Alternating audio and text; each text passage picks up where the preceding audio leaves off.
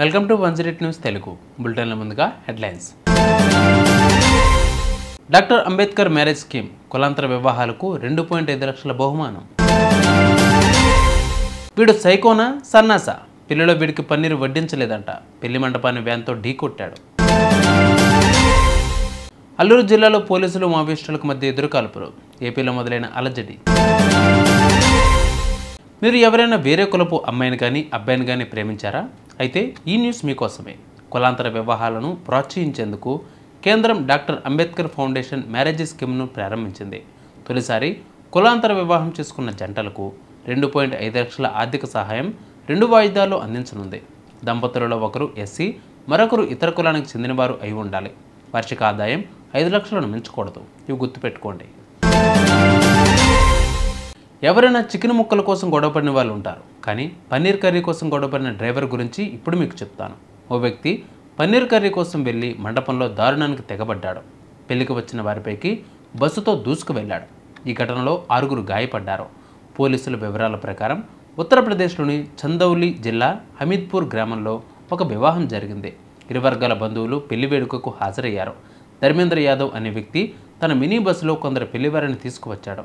బంధువులను పెళ్లి మండపం వద్ద దింపి భోజనం చేసేందుకు వెళ్ళాడు.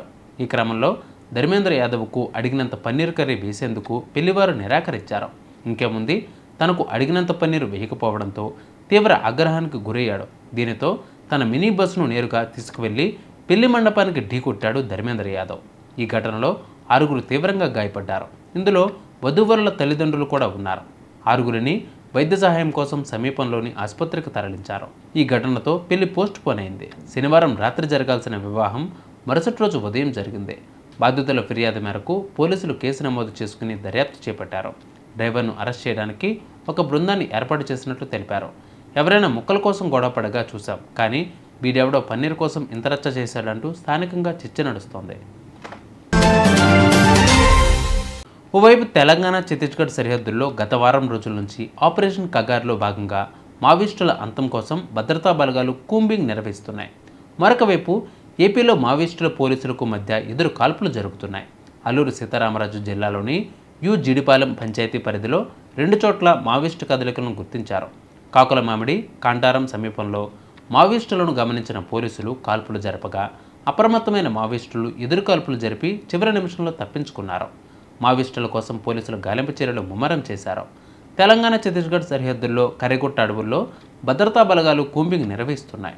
ఇటీవల జరిగిన ఎన్కౌంటర్లో సైతం 28 మంది మావోయిస్టులు చనిపోయారు.